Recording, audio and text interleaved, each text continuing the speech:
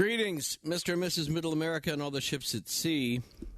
This is Ian punted in for George Norrie on Coast to Coast AM. It's a Friday night. I'll be back on again tomorrow night. And that's a heads up to the invading space aliens, the hostile space aliens.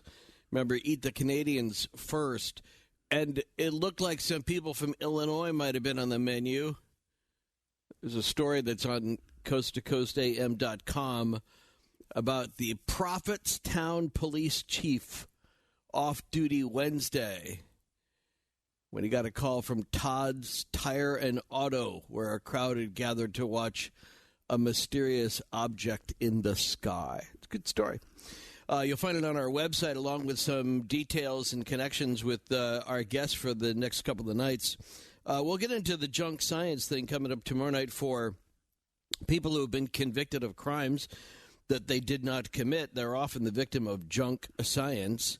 More on that tomorrow night. And tonight, I'm so excited. The way I love it when I'm walking around for a couple of days and people like Coast to Coast producer Tom Danheiser says, "How did you get James Young of Styx? How did you get JY on the show?" And I'm like, because he's a nice guy. Because he's a Chicago guy. And I can't wait to talk to him about especially those early days of Styx, but also we'll throw in a little bit about his solo work and some other things I think you're going to find very interesting.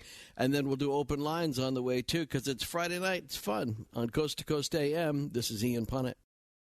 James Young, known mostly by fans as J.Y., was not a founding member of Styx, but it was there from the very early days, and one of those guys whose guitar styles are distinct and whose virtuosity is underrated. J.Y., it is a pleasure to have you on Coast to Coast. My pleasure. Okay. I'm going to tell you a story about you, okay? So, I don't know how you did it. This is apropos of nothing, but I had been on WGN for a while, and it was not the whole band, but it was you and somebody else had come on. And then I got fired from WGN. About 7 months later, I'm in the hallways at WGST in Atlanta, where you were making an appearance with, I think, the whole band at that point, on 96 Rock. And you said hi to me in the hallway. I'm like, how did you do that? You're like a name savant. I can't remember the people I met this morning. And you're like, hey, Ian.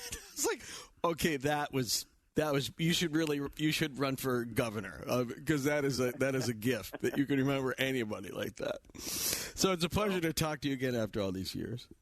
Yeah. So you're a product of Chicagoland, aren't you? Yeah, I am.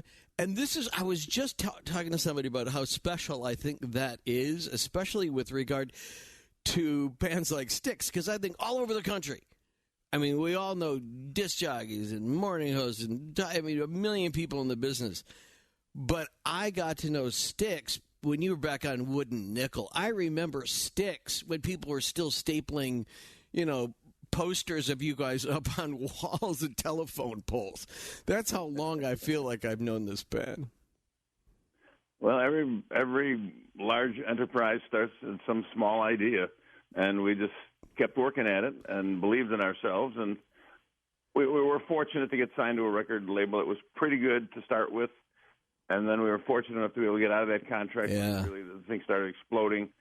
We found good people to represent us, and we didn't get not too much got shaved off the money that we were supposed to get because we weren't paying attention or whatever. And it's right. I don't know. It's such a spectacular journey to start out. I picked up guitar at age 14. Everyone in my family was starting on piano at age 5. Right. And but Bo Diddley the Gunslinger is the first vinyl LP I bought, and now I'm friends with his daughter. Isn't that great? I've met Bo a couple times, but I've heard he's kind of a cranky old guy, and I think he passed away recently. But did he? That's what got me going on guitar, and then Jimi Hendrix was the most profound influence for me. And yeah, but it's 5 times live. Yeah. This is the thing, though, so I was talking about this. Recently there was a reunion of Chicago disc jockeys from that era, and they had they get together and they talk about and they're going to do it again next Labor Day, where they just talk about that particular like late 60s or mid 60s or mid 70s kind of period of Chicago radio, and that was sort of you I say looked into, but you were there at that energy point where before everything got nationalized and while there was still a local flavor, and you were amongst many of the local bands in Chicago that people, I think, were invested in because you had or participated in an aspect of that Chicago sound. You say Chicago, a lot of people think of the band Chicago, right? But, I mean, we all know REO Speedwagon, Aliota Haynes Jeremiah. Anybody who grew up in that era at that time, that's Brian what... James. And that's you. And that's sort of like, that's why Styx was just like, oh, that was cool. It was cool to have been listening to you on those first Styx albums before they got rediscovered by the rest of the country and kind of exploded all over again. Yeah. What's your favorite memory? So, like, at the same time you're picking up guitar, Dennis DeYoung is picking up the accordion or something, wasn't he? Wasn't he originally an accordion player? He started out on accordion, and we were all. My family was all started on piano, and then we were encouraged to play a band instrument.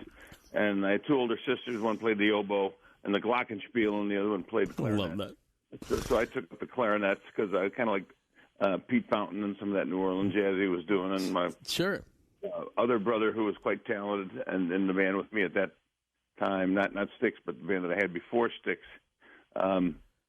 he playing the trombone. So. Well, so here you were, I mean, Illinois Tech, great university. I mean, it's a fine little school. Yeah. But so you're like the sort of of the founding members of the group, you're the kind of the last to join. The rest of the guys all grew up within blocks of each other, didn't they? The Panazzo twins and Dennis DeYoung lived right across the street from each other. And they met John Serlewski at Chicago's Teachers College, where they all went to get their teaching degrees. Chuck became an art teacher in Fenger High School. Dennis taught music in a junior high setting. But when I got there, they would play a lot of proms and this and that and the other thing because a booking agent was able to get that kind of work. And there was some Friday night dance club that was downtown called can't even remember what it was, but because I never played one. I got there after that era, but they had good money going, and it was a fellow that was married to Dennis's female cousin that kind of booked the band at that point in time. Was quote unquote the manager. Yeah. And but ultimately it was pretty clear that he really wasn't going to be able to get us any further. And after the first couple of albums came out, and then so we said goodbye to him and got a manager, a British guy who'd worked with a lot of the British bands, tour manager Derek Sutton, and he came to California to manage, to actually be a band manager. And he'd worked with Robin Trower and a few other guys. And so Derek and we were able to get a record contract with A&M Records, Herb Alpert and Jerry Moss. Which, I mean, that's a real record label where there's an artist, Herb Alpert, is half owner of the company. Right, and could play, obviously. Oh yeah, and could play, but had a sense of music that most record companies maybe don't have because they're not that musical themselves. Right. So we were blessed there because it's really like an artist's paradise there. Just everyone would go hang out. It used to be the Charlie Chaplin film lot where their headquarters were. There was no steel and glass giant tower. It was a 2-story thing where Charlie Chaplin made silent films. So it was just kind of a cool showbiz, movie business, L.A.-centric vibe that place had. And just going there, you bump into, Lonnie Hall from Tijuana Brass and whatever. Just bump into A&M people. And Peter Frampton came out of that school as well. Sure. And Have to Come Alive was a huge album, and our Grand Illusion kind of followed after that and sold just about as many as he did. I saw Frampton. I believe it. I can't remember whether it was the World Series of Rock tour or the Monsters of Rock tour. One of those, and that was at the old Comiskey, I think it was, or Maywood Park or something. I can't remember, but But you played my high school. I don't doubt it. Yeah. A lot of bands would deny it. They would be like, I don't believe we ever did. College with my brother, so. Yeah. So here's the deal. We're talking with Jay Young of James Young of Styx, JY, and your sound, what people associate too, I think your participation in the band was always that rock edge on the guitar, but you do great vocals, and you are responsible for many of the Styx songs, especially on the early albums, which later on, I mean, I think they're classics. I think there is. I'm going to play a bumper at the bottom of the hour, JY, of the one Styx song I have to start my morning with every couple of weeks anyway, because it goes through my head constantly. And it wasn't just your ripping guitar; it was the vocal, and those early years. You recorded in Chicago mostly, didn't you? Well, we were recorded. First couple of records were in a downtown Chicago studio that did jingles, but had really great technology there. And then Gary Loizo, who had his own home studio, he was the lead singer in the American Breed, and retired from that band and started having a recording, studio in his home. And right. we go to Gary's to record. And Dennis really liked the way Gary recorded vocals. So it was great to have somebody that was, a great singer in his own right, sure, Gary, and who'd come along, and so we bounced around a little bit. Yeah, but that's actually a really interesting point, because American Breed was a Chicago band, right? They did Bend Me, Shape Me, and then right, and then some of the guys went out to L.A. and they formed Rufus, didn't they? I think Rufus. Yeah, Rufus. I think there's some of the people. Right. Did form Rufus, yeah. And so, but again, this is where, and I'm just going to go back to this retro radio thing they did recently about, which is just, it was very jock-focused, but there was this connection. And you guys are getting played on AM and FM in Chicago on different stations like WLS, but you weren't getting national play yet. No. I mean, we really didn't get that. The Lady was on Styx II, which was our second record, which was recorded in 73. First one was recorded in 72. And we sort of, it didn't really get pushed that far. It got onto the charts, but it didn't really get high up. And somehow, some way, it seemed like some of the showbiz attorneys said, they really didn't work that record. They should have. And they didn't push it hard enough. They didn't get behind it, and so we had kind of a re-release of it a year later, and then it got to number one in every city. It just didn't get to number one at the same time. So the national charts we were in the top 5 a number of times with the Lady as a single, but it never got to number one on the chart. But top 10, we'll take top 10. Yeah, well, and that's the thing. Top 10 in a city like Chicago. Other bands were top 10 in Miami or top 10, and there was still a kind of regionalism. What's that? But with Lady, it was top 10 nationally. Right. I'm saying you got there. But what I'm saying is, at the beginning, there used to be much more. And this is, I'm not trying to sound like the old guy on the lawn, but as I've grown to know how the music business works, there were so many of these smaller labels like Wooden Nickel that had really good regional success, but it took a larger label to come in and either purchase the tracks, purchase the masters, whatever it was that they were going to buy, and then they propelled them forward. But that was the thing about. I mean, I still have my Wooden Nickel Styx albums. Okay, I'm never going to let them go. All right. Yeah. But so you took a kind of an unusual path today to number one. And I say number one, meaning the band was obviously one of the most popular bands of the 1970s. What's your fondest memory of those early years when you guys were hoofing it? You were a baby band and you were trying to break it.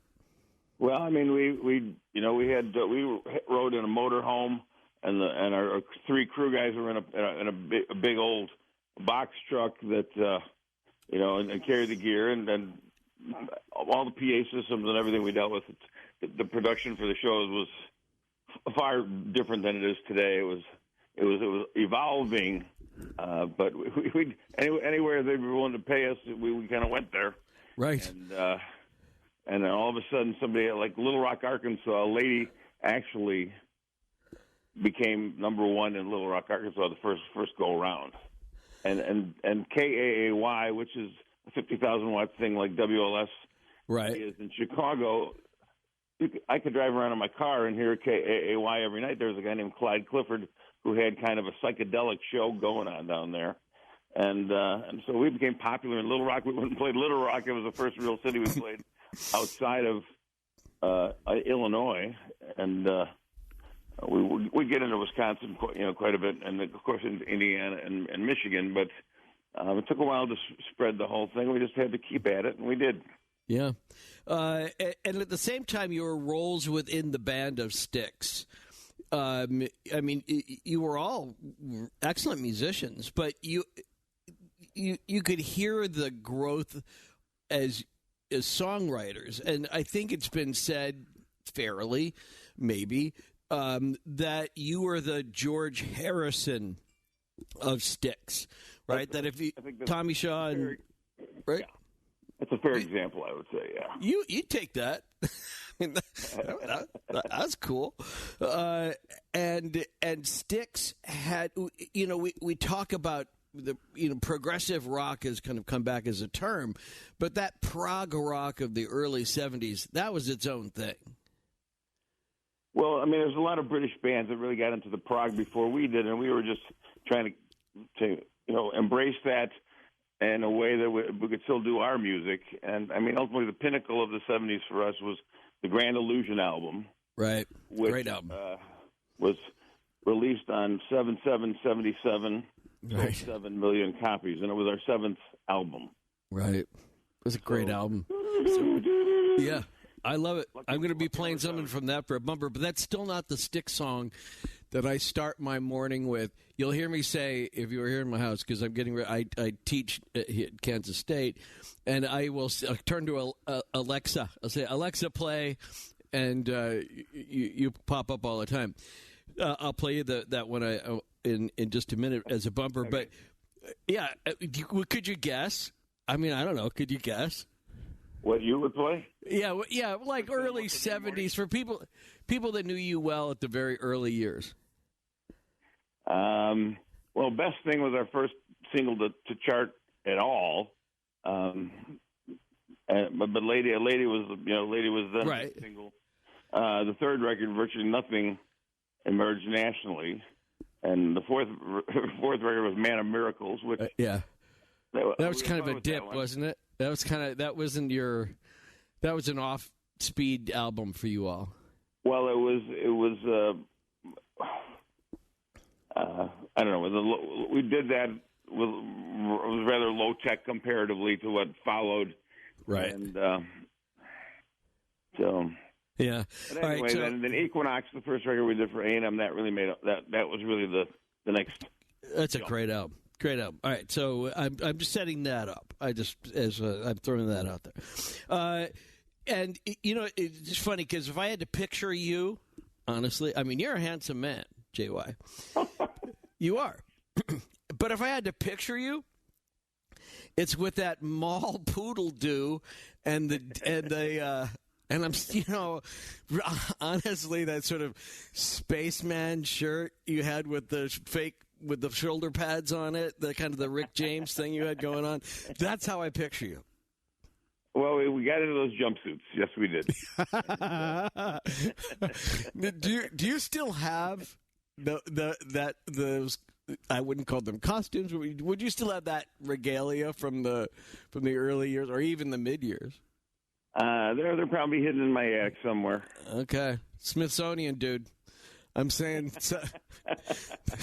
there's a space for you at Smithsonian for that white kind of satin thing, and the hair just always kills me. But all right, so I'll play my favorite, and then we'll open up the phones a little bit later on because I know some people want to talk to James Young, JY of Styx, and we'll be playing Styx bumpers throughout the night, even when we go to open lines coming up later on Coast to Coast AM. This is Ian Punnett. JY of Styx on a fun Friday night. We'll do open lines coming up later on. I do not know what this lyric means that you sing in You Need Love. Lend me your dreams and we'll add what we need to be free terminally. But I love how you sing it, right? Yeah.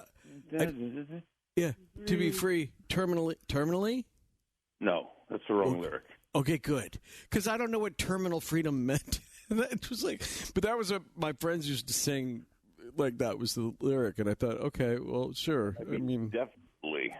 Oh, see, changes everything, doesn't it? Anyway, that's my favorite Styx song to this day. Great vocal. So how did it end? Because like in the early days, it was really like almost a coin toss between you and Dennis DeYoung, who kind of becomes sort of the de facto frontman for Styx, maybe on the later albums. But in those early years, it was like you or JY. We weren't, it could go either way. How did that work? Well, I mean, we were, we'd never made records before 1972, and I mean, I'd spent an awful lot of time listening to records, and I was I wanted to be a rock star. So, I mean, I worked at it from every different angle I could, sort of get close to. And then once we got into the recording studio, I mean, having an engineering degree, I understood the technology, or I could understand an explanation of new technology better than most other people, and help guide the team in the right direction on all that stuff. But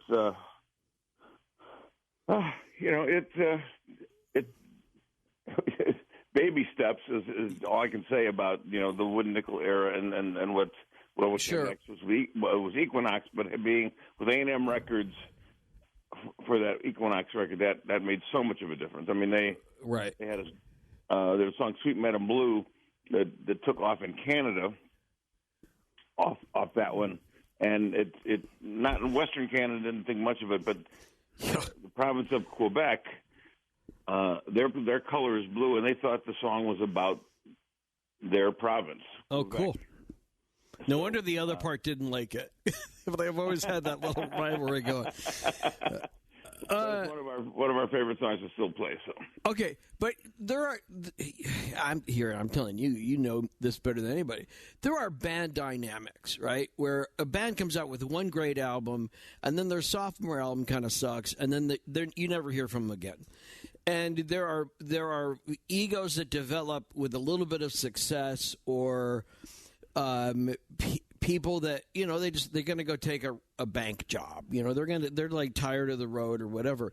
You all held Styx together at way past the point where other bands would have fallen apart, especially if there was not one lead frontman, but there was a lot of talent in the band. So how did you do that? Was that just talking it out? Did you fight it out on the lawn? I mean, how did that work? Well, when I joined, the Panazzos and Dennis and John Strelitsky had been together. They all went to the Chicago Teachers College together. Right. Yeah. And there was another guy who was a guitar player in the band, and he up and left because he just didn't see himself in a band. Right. And I was glad for it because my band had broken up. We'd gotten a standing ovation that there was a rock festival at Irving put on Kickapoo Creek, and the band we called it Monterey Hand. We played some original songs and played some covers, but we got a standing ovation. at that. But then two of the guys went off into Jehovah's Witnesses. Oh, that's what that's my point. I was looking around for just another band. I was somewhere, a band that was established that I could become part of, and I auditioned, and they said, yeah, and I said, I'll do whatever you guys want to do. My trademark was Hendrix's Foxy Lady. Right. They had the technology to do that opening thing where the song creeps in. And right. Thanks to a fellow named Dave Yoshinari, who I went to college with at IIT, and who I don't think is with us anymore. But But you know what I mean by that? I mean, like, the band dynamics.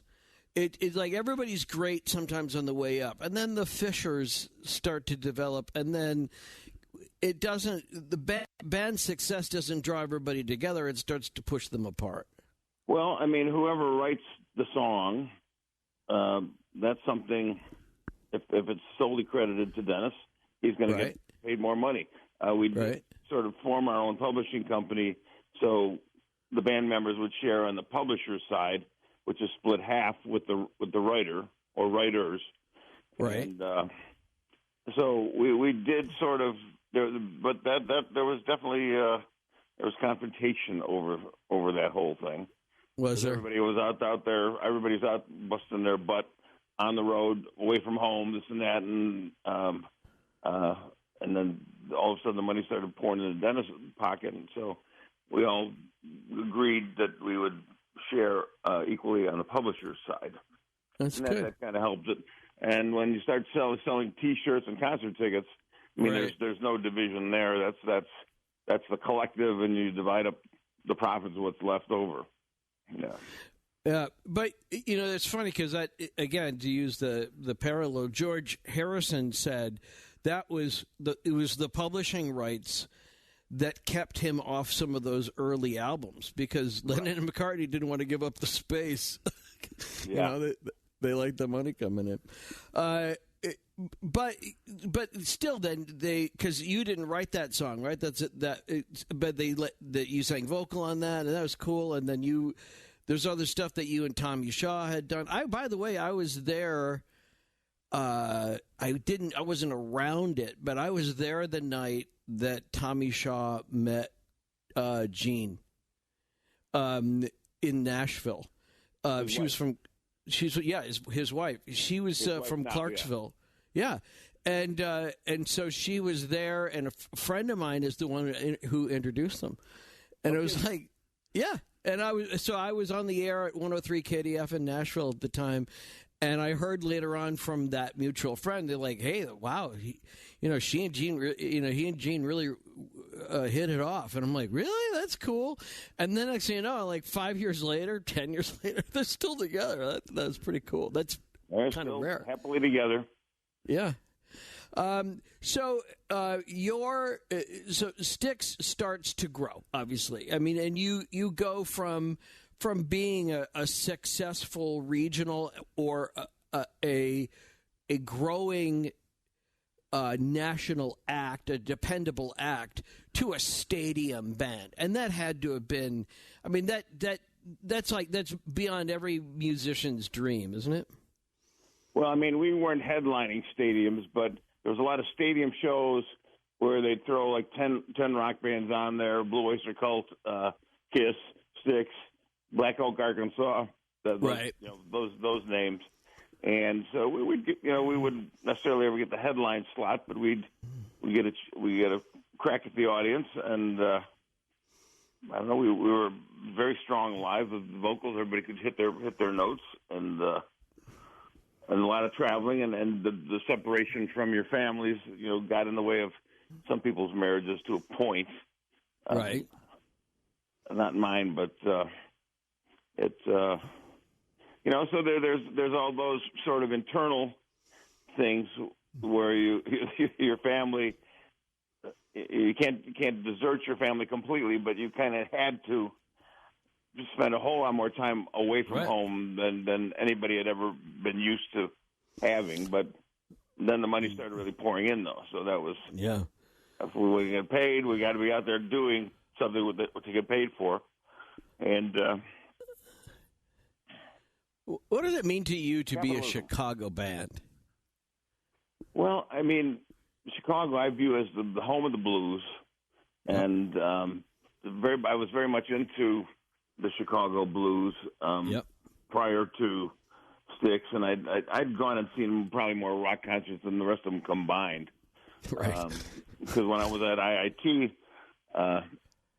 there's a whole lot of bands would come through, and I'd hear about it, and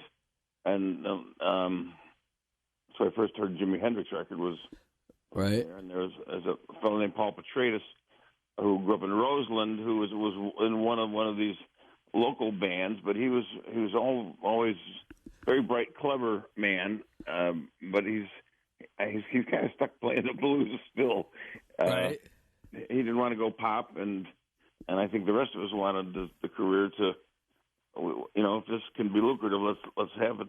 Yeah. Let's see it. Well, for our families, for our wives, and those who then had kids, you have to, build a solid economic foundation for your future. So that's what we did. And you strike when the iron's hot in that sense, because you never know when it's over, and that it could be such big.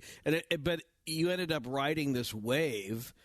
You REO Speedwagon, to a lesser degree, Head East. You